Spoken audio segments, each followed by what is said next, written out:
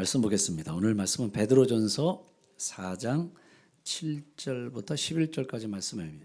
우리 다 일어나셔서 하나님 말씀 봉독하겠습니다. 베드로전서 4장 7절부터 11절까지 말씀입니다.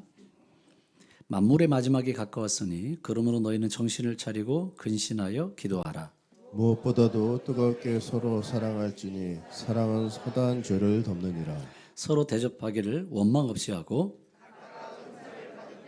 하나님의 여러 가지 은혜를 맡은 선한 청지기 같이 서로 봉사하라. 다 같이 만일 누가 말하려면 하나님의 말씀을 하는 것 같이 하고 누가 봉사하려면 하나님이 공급하시는 힘으로 하는 것 같이 하라. 이는 범사의 예수 그리스도로 말미암아 하나님이 영광을 받으시게 하려 함이니 그에게 영광과 권능이 세세에 무궁하도록 있느니라. 아멘. 아멘. 자리에 앉으시겠습니다. 일전에 일본의 작가 이사카 고타로가 쓴 종말의 바보라고 하는 쓴 책이 영화로도 제작되면서 일본 사람들에게 잔잔한 감동을 주었습니다. 이 책의 내용은 이런 내용입니다. 어느 날 과학자들이 가만히 살펴보니 먼 우주로부터 소행성이 지구를 향해서 날아오고 있습니다. 그런데 이 소행성의 크기가 어마어마한 크기예요. 이게 한번 지구에 떨어지면 원자폭탄 수천 개가 떨어지는 것 같은 그런 위력을 가지고 있습니다.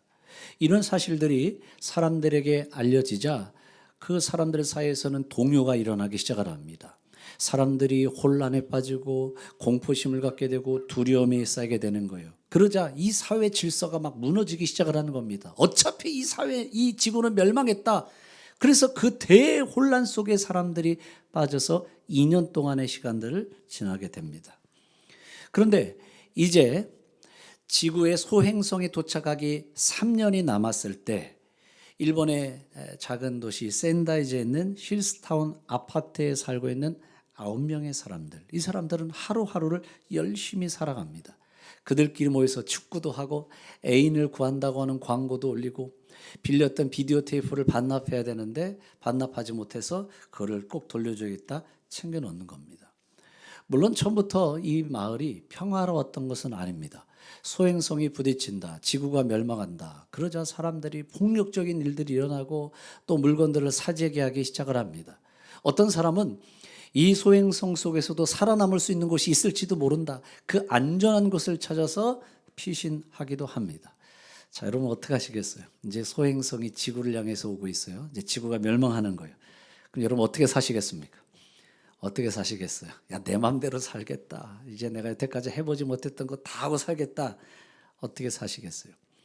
이 샌다이즈 힐스 이 아파트에 살고 있는 힐스타운 아파트에 살고 있는 이 사람들, 이제 소행성이 도착하기 3년 전 이 세상이 끝난다 할지라도 그래도 그날까지 어떻게 우리가 살아가야 된다. 그러면 그날까지 살아간다면 기왕 살 거 유쾌하고 평안하게 그렇게 살아가자.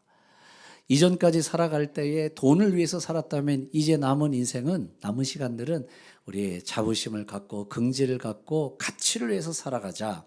그러면서 사람들과 관계 속에서 서로 잘 어울려 가면서 살아가는 겁니다. 그런데 이 종말의 이 책 가운데 보면은 에피소드 가운데 이런 에피소드가 한 가지 나옵니다. 권투 선수의 이야기예요. 어떤 사람들이 와서 이 권투 선수에게 이야기를 했습니다. 내일 지구가 망한다고 하는데 어떻게 할 거예요? 물어본 거예요. 내일 지구가 망한다고 하는데 어떻게 살 거예요? 그래서 권투 선수가 이렇게 말합니다. 뭐 다르지 않겠죠. 아니 내일 지구가 망한다고 하는데 다르지 않다라는 게 어떻게 살겠다는 이야기예요. 아니 뭐 다르겠습니까? 레프트 라이트 맨날 그러면서 사는 거죠. 아니 그 지구가 멸망하는데 매일 권투 연습하겠다라는 거예요? 지금 당신 그게 말이나 되는 이야기예요? 이렇게 질문을 던져요.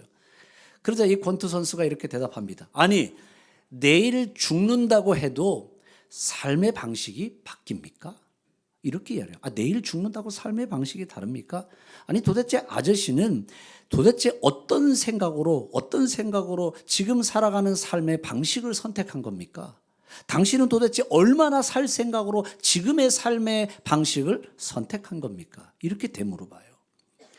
그런데 저는 이 이야기를 보면서 제 마음속에 계속해서 제 생각 속에 들리는 이야기는 바로 이거예요. 당장 내일 죽는다고 해서 우리의 삶의 방식이 바뀝니까? 당장 지구가 망한다고, 당장 내일 주님께서 나를 부르신다고 해서 내 삶의 방식이 바뀝니까? 그것이 제 머릿속에 계속해서 맴돌았습니다. 오늘 우리가 읽었던 이 베드로전서는 베드로가 순교하기 직전에 기록한 서신서입니다. 베드로는 아마 자신에게 이게 죽음이 다가왔다는 것을 느끼고 있습니다. 기독교인들에게는 박해가 시작될 때입니다. 그도 그럴 것이 지금 AD 61년경에 사도 바울이 로마 감옥에 갇혀지게 됩니다. 그리고 AD 62년 주의 형제 야고보, 예수님의 동생 야고보가 순교를 하게 됩니다. 이런 상황들을 바라보면서 베드로는 자기 자신에게 죽음이 임박했다는 것을 알고 있었습니다. 그리고 기독교인들에게도 고난과 핍박이 찾아오고 죽음이 찾아온다. 그런데 나에게 죽음이 찾아오고 예수 믿는 사람들이 고난과 핍박을 받아서 죽음의 상황이 찾아온다 할지라도 우리의 삶의 태도는 변함이 없다라는 거예요. 삶의 방식에는 변함이 없습니다. 자, 그렇다면 내일 지구가 멸망한다면, 주님께서 오늘 우리의 생명을 거두어 가신다면 여전히 변하지 않는 삶의 태도, 그 삶의 방식은 무엇일까요? 먼저 베드로는 이렇게 이야기합니다. 정신 차리고 기도하자, 이렇게 말합니다. 정신 차리고 기도하자. 말씀을 보겠습니다. 베드로전서 4장 7절 말씀. 만물의 마지막이 가까웠다고 했습니다. 이제 끝이 가까우고 있다. 죽음이 가까우고 있다. 그러므로 너희는 정신을 차리고 근신하여 기도해라. 여기에 정신을 차린다라는 말이 소스프렌이라고 하는 헬라어예요. 소스라는 말은 소리라는 뜻이고 프렌이라는 말은 마음이라는 거예요. 어떤 소리가 들려와도 마음이 흔들리면 안 된다. 그런 말이에요. 그리고 근신하라고 해서 근신해라. 근신한다는 말의 의미는 술 취하지 않는다는 뜻입니다. 술 취하지 않는다. 술 취하면 우리의 감정이 막 요동을 치게 돼 있어요. 술이 취하면은 감정의 기복이 막 심해지게 돼 있습니다. 그런데 그렇게 하지 않는다. 다시 말하면 정신을 차리고 근신하여 기도한다는 이야기는 어떤 이야기를 들린다 할지라도 마음의 동요가 일어나지 않고 침착하게 기도해라. 그런 이야기를 하는 거예요. 내일 세상이 망한다 할지라도, 주님께서 내일 내 생명을 거둬 가신다, 그런 이야기를 들린다 할지라도 침착하게 마음이 흔들리지 않고 끝까지 기도해라. 그런 이야기예요. 우리는 태어나서 죽을 때까지 우리 모든 순간은 기도하는 인생입니다. 기도하는 인생. 아이를 가졌을 때 아이를 놓고 기도하죠. 아이가 건강하게 해주세요. 기도하고, 태어날 때도 건강하게 태어나게 해달라고 기도하고, 자라면서도 건강하게 해달라고 아이를 위해서 기도하고, 마지막 죽을 때를 어떻게 해요? 죽을 때도 죽음을 놓고 기도해야죠. 죽음을 놓고 기도해야 돼요. 이런 말씀을 들어서 죄송합니다. 잘 죽는 것도 복입니다. 따라해 보세요. 잘 죽는 것도 복이다. 네, 잘 죽는 것도 복입니다. 잘 죽는 것도 복이에요. 제가 많은 분들이 임종을 이렇게 지켜봅니다. 젊은 분들은 마음에 와닿지 않겠지만 제가 많은 분들이 임종을 지켜보면서 잘 죽는 것도 복이구나, 그런 생각을 갖습니다. 고개를 끄덕끄덕 해보세요. 그렇죠? 맞아요. 잘 죽는 것도 복입니다.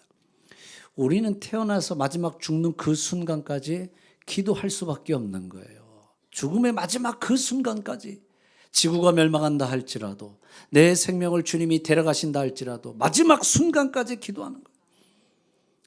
베드로는 마지막이 가까이 다가오는 것을 보고 있습니다. 자신에게 죽음이 임박했고, 그리고 성도들에게는 핍박이 예고되어 있는 것을 베드로는 느끼고 있는 거예요. 역사 기록을 보면 AD 64년경, 베드로가 이 서신서를 기록할 당시에요. AD 64년경에 로마의 네로 황제가 로마에 불을 지르게 됩니다. 대화재가 일어나요. 엄청난 화재가 일어나는 겁니다. 그런데 이 화재가 일어나자 많은 사람들이 원망과 불평이 쏟아지기 시작하는 거예요. 로마의 시민들이. 그리고 사람들 사이에서는 흉흉한 소문이 들기 시작을 해요. 로마의 대화재가 일어난 이유는 황제 때문이다, 이런 소문이 돌기 시작을 합니다. 네로 황제가 말하기를 불타는 로마를 보고 싶다 이야기를 했더니 신하들이 가서 불을 질러버렸다는 거예요. 이 소문이 돌기 시작을 하자 황제가 불을 질렀어. 황제 때문에 지금 우리는 집과 삶의 터전을 잃어버렸어. 이 원망과 불평이 이제는 폭동으로 이어지는 거예요. 이런 상황들을 지켜보면서 네로 황제가 다급해지는 거예요. 큰일 났다. 그래서 자신이 이 불을 저지르지 않았고 이 모든 것이 기독교인이 저질렀다. 기독교인들에게 뒤집어 씌우는 거예요. 그래서 소문을 만들어냅니다. 이 황제가 나온 게 아니라 기독교인들이 불을 질렀어. 기독교인들이 로마에 불을 지르는 거예요. 이 소문을 만들어내기 시작을 합니다. 그러자 로마의 시민들이 이 원성의 한우를 찌를 듯한 거예요. 기독교인들을 가만두면 안 된다. 기독교인들을 잡아 죽여야 된다. 이런 이야기들이 퍼져나가기 시작을 합니다. 그때가 바로 베드로 이 서신서를 쓸 때였다라는 거예요. 베드로는 이제 자신에게 죽음이 다가오고 있다는 걸 알고 있어요. 기독교인들에게 엄청난 고난과 핍박이 찾아오고 있다는 걸 알고 있어요. 죽음의 순간이 찾아와요. 어떤 사람은 믿음을 잃어버리고 배교하는 사람도 나올 거예요. 바로 그 상황 속에서 베드로가 오늘 사람들을 향해서 이야기합니다. 정신 차리고 근신하여 기도해라. 마지막의 순간이 찾아온다 할지라도 우리의 삶의 태도는 변함없다는 거예요. 여러분 지금도 마찬가지 아니겠습니까? 지금 과거 2000년처럼 오늘 우리 가운데 고난과 핍박이 찾아오는 시대는 아닙니다. 그런 시대는 아니잖아요. 그러나 오늘 우리의 믿음을 잃어버리고 우리가 예배의 자리, 이 믿음의 자리, 말씀의 자리를 떠나가게 하는 수많은 유혹들이 우리에게 다가오고 있어요. 세상에 주는 유혹이 있어요. 마귀가 주는 유혹이 있어요. 우리가 우리 믿음의 눈높이를 조금만 낮춰보세요. 우리의 믿음의 눈높이를 조금만 낮추면요, 내가 하고 싶은 대로 다 하고 살아요. 세상에서의 즐거움, 세상에서의 욕망, 하고 싶은 대로 다 할 수 있다고요. 믿음의 눈높이만 조금만 낮추면. 그런데 마귀가 계속해서 우리 가운데 속삭이는 거예요. 조금만 너희의 믿음의 눈높이를 낮춰라. 세상 사람들은 다 그렇게 하고 살아가는데 그렇게 살아갈 수 있다는 거예요. 그래서 베드로가 이야기하는 거예요. 베드로전서 5장 8절에 근신하라 깨어있으라 너희 대적 마귀가 우는 사자같이 두루다니며 삼킬 자를 찾아다니고 있다. 근신하고 깨어서 기도해라. 지금 마귀가 계속해서 우리에게 유혹하고 속삭이고 있고 세상의 그 욕망과 욕심 가운데 가라고 이야기하고 있지 않느냐. 예수님도 겟세마네 동산에서 제자들을 향해서 이렇게 말씀하십니다. 너희가 1시 동안도 깨어 있을 수 없더냐. 좀 기도할 수 없니? 이런 우리가 마지막이 계속해서 다가옴을 보면 볼수록 우리 안에 변하지 않는 삶의 태도는 기도입니다. 계속해서 기도가 살아나야 됩니다. 우리 교회가 기도가 살아나야 됩니다. 기도의 불길이 타올라야 됩니다. 새벽 기도 계속해서 나와야 돼요. 더 많은 사람들이 새벽을 깨워야 되고 금요 기도에도 나와서 기도해야 되고 기도의 불길이 우리 안에 가득 차고 넘칠 수 있기를 주님의 이름으로 축복합니다. 그래야 악한 마귀의 유혹을 이길 수 있고 마지막 시대를 우리가 살아갈 수가 있어요. 종교개혁을 일으켰던 마틴 루터가 이런 말을 했어요. 기도하지 않으면 그날의 승리는 마귀에게 돌아간다. 기도할 때 악한 마귀의 영적 전쟁에서 승리할 수 있다는 거예요. 또 루터가 이런 이야기도 했습니다. 너무 바빠서 기도합니다. 그런 말을 했어요. 따라해 보세요. 너무 바빠서 기도합니다. 우린 그러잖아요. 아이고, 바빠서 기도할 시간이 없어요. 그게 아니라 너무 바쁘기 때문에 더 많이 기도해야 됩니다. 역설적인 이야기를 하고 있어요. 예수님 보세요. 예수님 얼마나 바쁘셨는지 모릅니다. 우리보다 더 바쁜 분이 예수님이었어요. 말씀을 한번 보세요. 마가복음 1장 21절 말씀을 보면 예수님이 가버나움에 들어가서 안식일에 회당에 들어가서 가르쳤다고 그랬습니다. 안식일 회당에서 가르쳤어요. 23절. 그런데 회당에 더러운 귀신 들린 사람이 있었습니다. 그 사람을 보자. 25절. 예수님께서 꾸짖으시고 그 사람에게서 나가라. 회당에서 가르치고 귀신 들린 사람도 고쳐주셨습니다. 29절. 그 다음은 회당에서 나오셨어요. 나오셔서 시몬과 안드레의 집, 베드로의 집으로 들어가셨습니다. 30절. 그 집에 들어가 보니 장모가 열병으로 누워 있는 거예요. 그걸 보자 예수님께서 베드로의 장모의 열병을 고쳐주셨습니다. 고쳐주신 거예요. 그런데 이 소식이 알려지자 수많은 사람들이 병자, 귀신 들린 사람들을 데리고 나오기 시작을 하는 거예요. 32절 해질 때 모든 병자 귀신 들린 사람들을 다 데려오는 거예요. 33절 온 동네가 그너 앞에 모였더라. 안식일에 회당에 들어가서 가르치시고 회당에서 귀신 들린 사람을 고쳐주시고 베드로의 집에 오셔서 장모의 열병을 고쳐주시고 그러자 수많은 사람들이 몰려와서 밤 늦게까지 그 사람들을 고쳐주시고 치유해 주셨습니다. 얼마나 바쁜 거예요. 아침부터 저녁까지 쉴 새 없이 사람들에게 시달리고 일을 하시는 거예요. 그런데 그 다음 35절 말씀 이렇게 합니다. 35절 새벽 아직도 밝기 전에 예수께서 일어나 나가 한적한 곳으로 가서 거기서 기도하시더니 이 35절 말씀이 그냥 나온 게 아닙니다. 앞에 이야기를 봐야지. 앞에. 그 앞에 얼마나 바빴어요. 사람들에게 시달림을 당하고 그렇게 바빴는데 그리고 그 다음날 새벽에 일어나서 한적한 곳으로 가서 기도했다. 로터 이야기처럼 너무 바빠서 기도합니다. 예수는 얼마나 힘드셨어요. 그래서 풍랑이 있는 바다 위에서도 잠을 주무시잖아요. 그렇게 바쁘고 힘든 과정 속에서도 기도의 자리를 떠나지 않았습니다. 우리도 마찬가지 아니겠습니까? 우리가 살 길은 기도에 있습니다. 우리가 살 길은 기도에 있습니다. 바빠도 기도해야 됩니다. 바빠도 새벽을 깨워야 됩니다. 더 많이 기도해야 됩니다. 우리 가정을 살릴 길이 기도에 있고, 아멘이십니까? 가정을 살릴 길이 기도에 있고, 그리고 우리 교회를 살릴 길이 기도에 있고, 이 나라 이민족을 살릴 길이 기도에 있는 걸 믿으시기 바랍니다. 내일 지구가 멸망한다 할지라도 주님께서 내 삶을 데려가신다 할지라도 여전히 변하지 않는 삶의 태도, 그것은 기도에 있는 걸 여러분 믿으시기를 바랍니다. 그 다음 베드로는 이렇게 이야기를 합니다. 오늘 우리가 죽음이 찾아온다 할지라도 바뀔 수 없는 삶의 태도, 그것은 덮어주는 사랑을 해야 된다는 거예요. 따라해 보세요. 덮어주는 사랑. 말씀을 보세요. 베드로전서 4장 8절 말씀에 이렇게 얘기합니다. 만물이 가까이 다가왔다.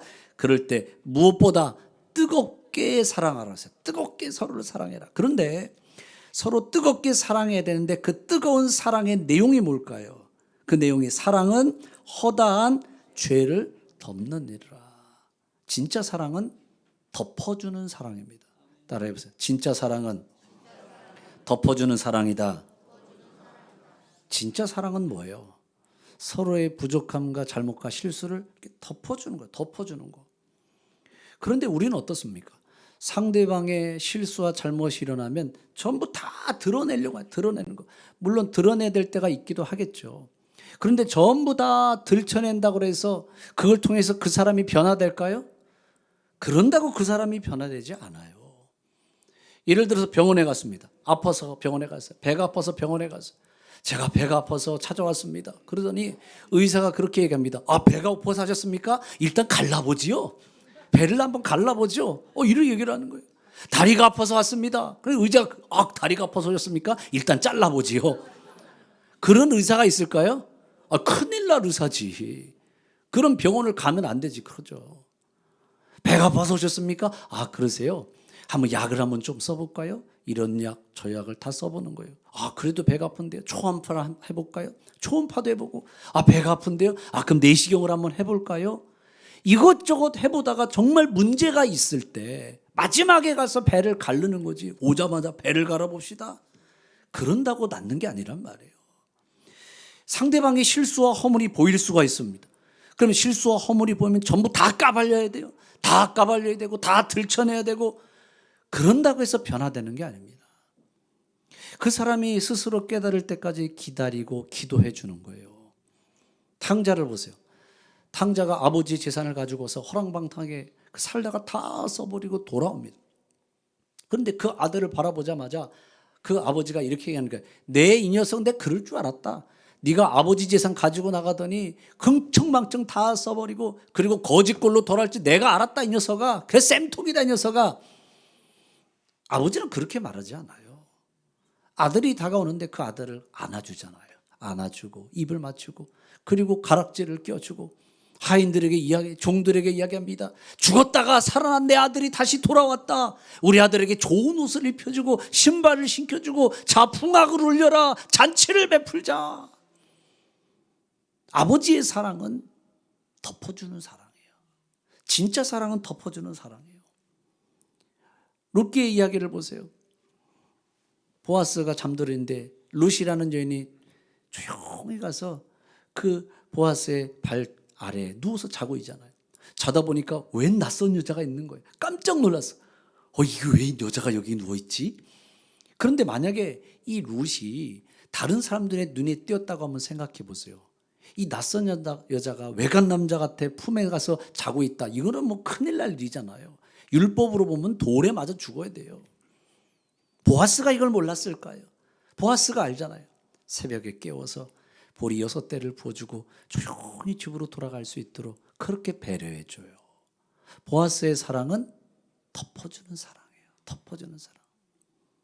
정말 덮어주는 사랑을 이야기한다면 그건 예수님의 사랑입니다. 예수님의 사랑은 덮어주는 사랑. 가늠한 여인이 왔어요. 가늠한 여인을 향해서 왜 그랬어? 왜 그랬어? 그렇게 추궁하지 않으시잖아요. 가라. 다시는 죄를 짓지 말아라. 덮어주는 사랑이라는 거예요. 지금 우리 시대 가운데 필요한 게 사랑이라는 이야기를 합니다. 교회도 사랑이 있어야 된다. 사랑이 점점 메말라가는 시대. 교회도 사랑이 메말라가는 시대. 목회자들이 강단에서 사랑을 이야기하고 있지만 정작 사랑은 말하지만 사랑을 하지 않는 그런 시대. 물론 제 자신도 여기에 대해서 자유롭지는 못할 것 같습니다. 사랑은 말하지만 그러나 사랑하지 않는다. 요한일서 3장 18절 말씀에 자녀들아 우리가 말가시로만 사랑하지 말고 어떻게 사랑해요? 행함과 진실함으로 하자. 쉽지 않죠. 사랑해야지 쉽지 않죠. 쉽지 않은 일임에도 불구하고 계속해서 우리는 사랑을 이야기할 수밖에 없고 사랑을 전할 수밖에 없고 그리고 이 말씀대로 살려고 몸부림칠 수밖에 없습니다. 우리 공주교회 성도들이 말로만 사랑하는 게 아니라 행함과 진실함으로 사랑할 수 있기를 주님의 이름으로 축복합니다. 근데 그 사랑이 덮어주는 사랑이라는 거예요. 베드로가 이야기할 때 마지막 시대에도 우리의 삶의 태도는 변함이 없다. 그건 서로 뜨겁게 사랑하는데 허다한 죄를 덮는 사랑이다. 근데 여기서 이 덮는다는 말이 있죠. 이 덮는다는 말의 그 원어의 의미를 들어가 보면 파 묻어버린다는 의미를 가지고 있어요. 파 묻어버린다. 그러니까 보이지가 않는 거예요. 그럼 죄 지은 일에 대해서 아무 얘기도 않고 그냥 지나가라는 얘기야? 그런 의미는 얘기는 아니에요. 여기서 죄를 덮는다, 파 묻어버린다 그 말의 의미는 용서를 말하는 거예요. 용서. 상대방의 허물이 보이고 실수가 보여도 용서해줘라. 그게 사랑이다. 그래서 사랑은 뭐예요?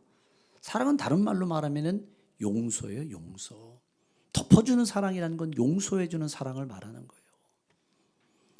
우리나라 구한말에 오셨던 선교사님 중에 미네르바 구탑의 선교사님이라는 분이 계십니다. 이분이 조선의 소녀 옥분이라고 하는 책을 쓰시기도 했습니다. 저게 실제 선교사님이 찍은 옥분이에요. 옥분이.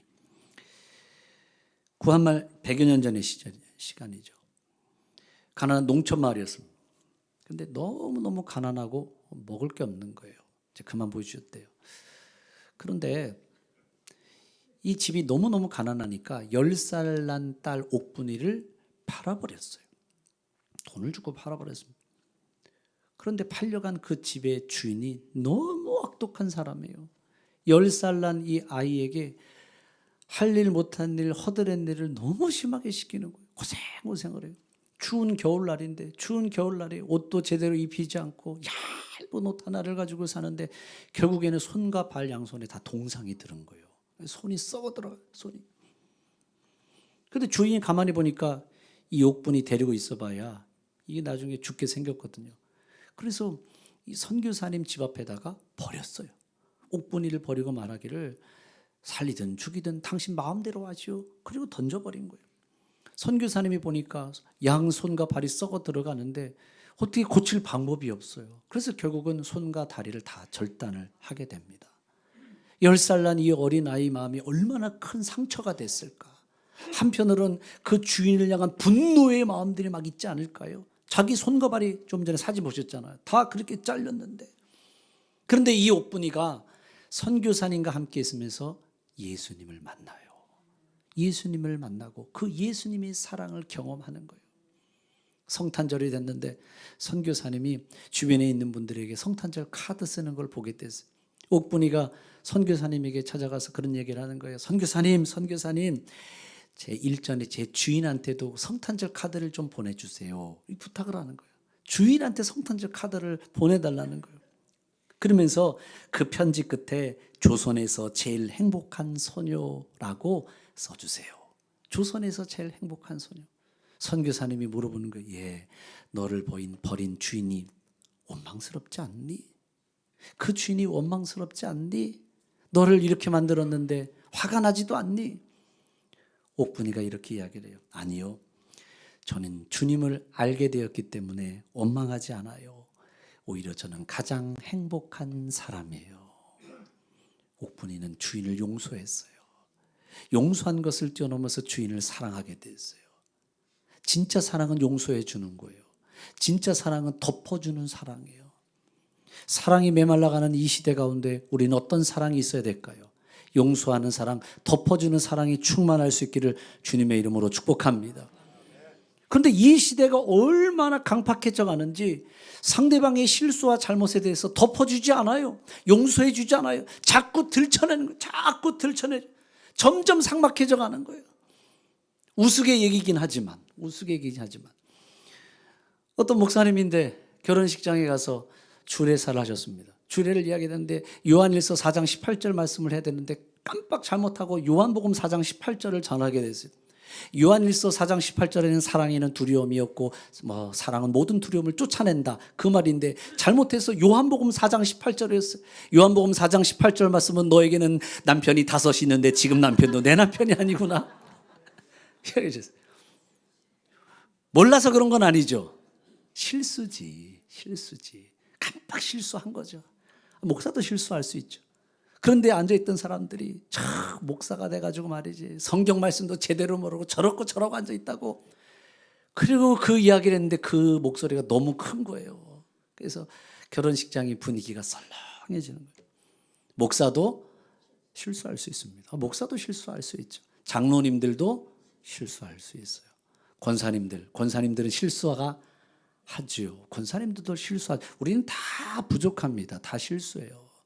그래서 비난하고 정죄하는 것이 아니라 덮어주는 사랑이 있어야 됩니다. 우리 안에 용서해주는 사랑이 있어야 됩니다. 우리 안에 어떤 사랑이 충만해야 될까요? 어떤 사랑? 덮어주는 사랑. 그게 진짜 사랑이에요. 한번 옆에 분들하고 한번 인사 나눠볼까요? 덮어주는 사랑을 합시다. 덮어주는 사랑을 합시다. 지구가 멸망한다 할지라도 변하지 않는 삶의 태도, 우리는 덮어주는 사랑이 있어야 됩니다. 그 사랑으로 충만한 우리 교회 되길 주님의 이름으로 축복합니다. 마지막 지구가 멸망한다 할지라도, 주님이 나를 부르신다 할지라도 변하지 않는 삶의 태도, 그는 불평 없는 환대가 있어야 됩니다. 따라해 보세요. 불평 없는 환대.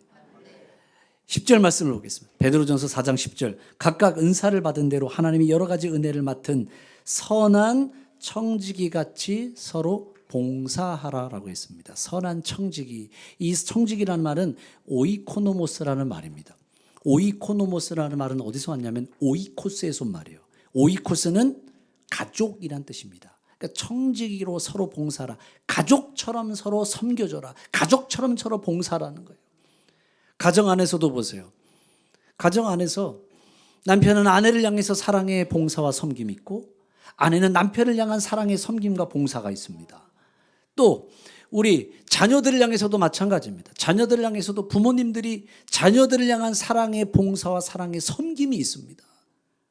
우리는 그리스도 안에서 하나의 가족입니다.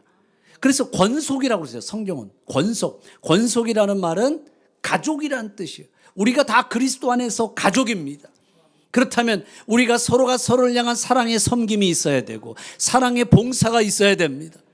우리 공주교회 우리 모든 성도들이 오늘 지구가 멸망한다 할지라도 변하지 않는 삶의 태도, 서로가 서로를 향한 사랑의 섬김과 봉사가 있기를 주님의 이름으로 축복합니다. 초대교회를 보세요. 초대교회가 선한 청지기 같이 서로가 서로를 향해서 봉사했습니다. 그런데 그 모습을 보자 믿지 않는 사람들이 감동되고 교회로 몰려오는 거예요. 말씀을 보세요. 사도행전 2장 44절 우리 잘 알고 있는 말씀이에요. 믿는 사람들이 다 함께해서 모든 물건을 서로 통용하고 서로 물건들을 다 나누면서 섬기는 거예요. 45절 재산과 소유를 팔아 각 사람의 필요를 따라 나눠주고 사랑의 섬김, 사랑의 봉사. 46절 날마다 마음을 같이 해서 성전에 모이기 힘쓰고 집에서 떡을 떼며 순전한 마음으로 음식을 나눠 먹어요. 음식도 나눠 먹어요. 그러자 47절 하나님을 찬미하고 온 백성에게 칭송을 받으니 사람들이 칭찬하는 거예요. 야, 교회 다니는 사람들을 봐라.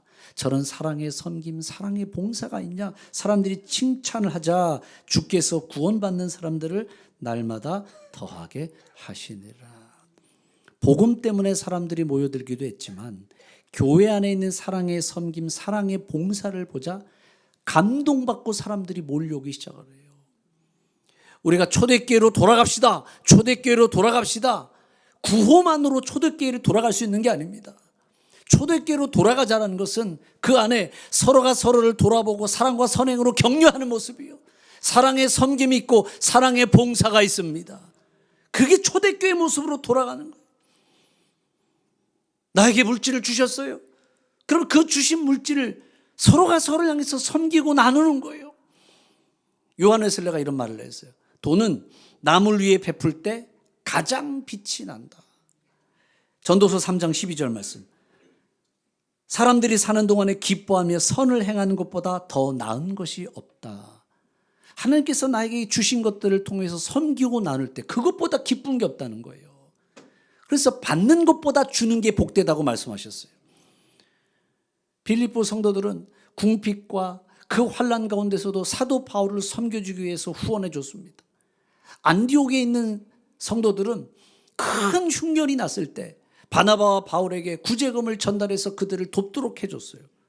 그래서 사도행전 11장 27절 말씀해 보세요. 예루살렘의 안디옥에 이르니 28절 아가보가라는 사람이 일어나 성령으로 말하되 천하에 큰 흉년이 있다. 예루살렘에 큰 흉년이 일어나요. 먹고 살기 어려운 거예요. 그러자 29절 제자들이 각각 심대로 심이 닿는 대로 유대에 사는 형제들에게 부조를 보내기로 작정했다. 30절 그래서 바나바와 사울, 바울이죠. 그들의 손에 그 부조금, 그 구제금을 전달하겠다는 거예요. 나에게 하나님이 주신 것이 있습니다. 주신 것은 그걸 통해서 하나님이 봉사라는 거예요. 물질을 주셨으면 적으면 적은 대로 많은 대로 그걸 통해서 봉사하고, 건강을 주셨으면 그 주신 건강을 가지고 각각 서로를 향해서 봉사하고, 나에게 은사를 주셨다면 노래하는 은사, 가르치는 은사, 은사를 주셨다면 그 은사를 통해서 각각 서로가 서로를 향해서 봉사하고. 왜 하나님께서 나에게 이걸 주셨을까요? 서로가 서로를 향해서 봉사하라고, 사랑으로 섬기라고, 사랑으로 나누라고. 그래서 우리 가운데 그걸 주신 거예요. 그래서 우리 공주교회 모든 성도들이 하나님이 나에게 주신 것, 그것을 가지고 봉사하십시오. 서로 섬겨주십시오.